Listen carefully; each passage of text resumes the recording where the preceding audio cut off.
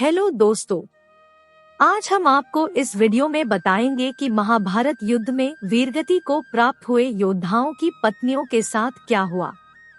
लेकिन उससे पहले अगर आपने चैनल को सब्सक्राइब नहीं किया है तो प्लीज चैनल को सब्सक्राइब करें।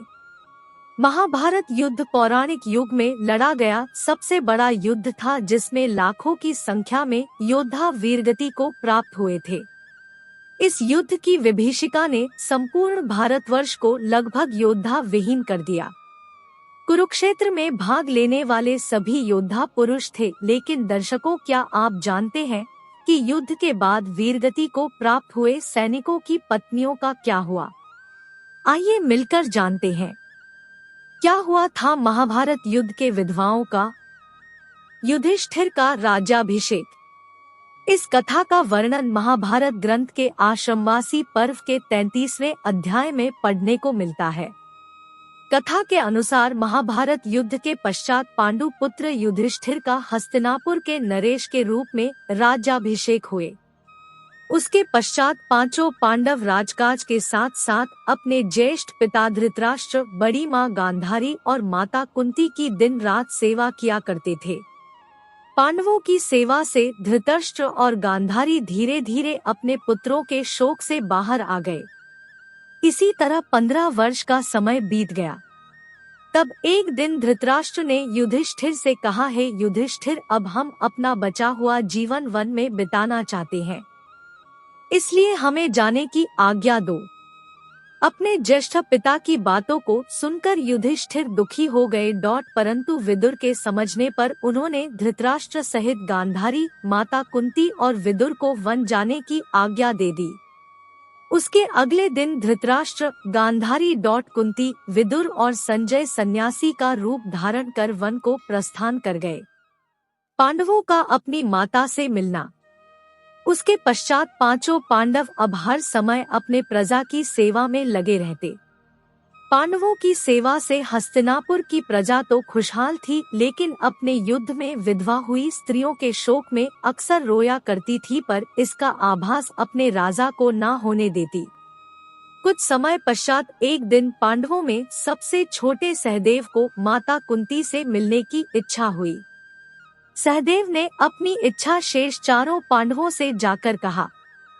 सहदेव की बातें सुनकर शेष तीनों पांडव भीम, अर्जुन, नकुल और उनकी पत्नियों के मन में भी माता कुंती से मिलने की इच्छा जागृत हो उठी। यह देख हस्तिनापुर नरेश युधिष्ठिर ने वन जाने के लिए आवश्यक तैयारियां करने का आदेश दे दिया। धृतराष्ट्र, पांडु और विदुर के जन्म की कथा। अगले दिन पांचों पांडव द्रौपदी के साथ वन की ओर चल पड़े। यह देख हस्तिनापुर के निवासी भी उनके साथ देख पड़े। उन लोगों में वो विधवा स्त्रियां भी थी जिनके पति महाभारत के युद्ध में वीरगति को प्राप्त हुए थे। वन पहुंचकर पांचों पांडव उस आश्रम में गए जहां सभी निवास कर रहे थे। बांकी के हस्तिनापुर निवासी उसी आश्रम के आसपास निवास करने लगे। महर्षि वेद व्यास का वन में आना। कुछ दिन पश्चात एक दिन महर्षि वेद व्यास उस आश्रम में पांडवों से मिलने आए, परंतु वहां महर्षि वेद व्यास देखा कि पांडव सहित हस्तिनापुर के सभी निवासी भी युद्ध में मारे गए अपने परिजनों के शोक में डूबे हुए हैं। यह देख महर्षि वेद व्यास ने सभी से कहा कि आप लोग युद्ध में वीरगति को प्राप्त हुए अपने परिजनों मत करिए। वे सभी स्वर्ग या फिर दूसरे लोकों में सुखी पूर्वक निवास कर रहे हैं। वे सभी अपने अपने लोकों में अति प्रसन्न हैं। परंतु महर्षि वेद व्यास के इन कथनों से भी उन लोगों का शोक दूर नहीं हुआ। तब महर्षि वेद व्यास ने सभी से कहा कि अगर आप लोगों को मेरे द्वारा कही गई बातों पर विश्वास नहीं हो रहा है तो आज रात मैं आप सभी को अपने परिजनों से मिलवाऊंगा। यह सुन पांडवों सहित सभी के चेहरों पर हल्की मुस्कान उभर आई। व्यास का विधवाओं को समझाना।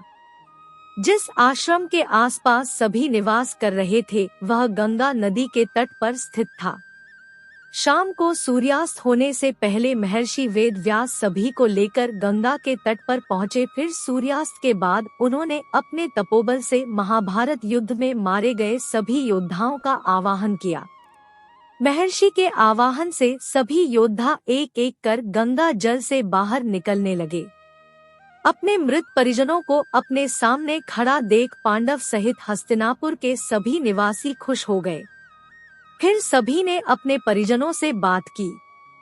तब जाकर उन्हें विश्वास हो गया कि उनके बंधुबांधव मृत्युलोक के सभी कष्टों से मुक्ति पाकर अपने अपने लोकों में प्रसन्नता पूर्वक निवास कर रहे हैं।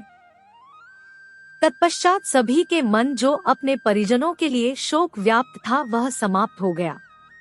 विधवाओं का परलोक गमन। कुछ समय बाद युद्ध में मारे गए योद्धा एक एक कर गंगा जल में डुबकी लगाकर अदृश्य होने लगे।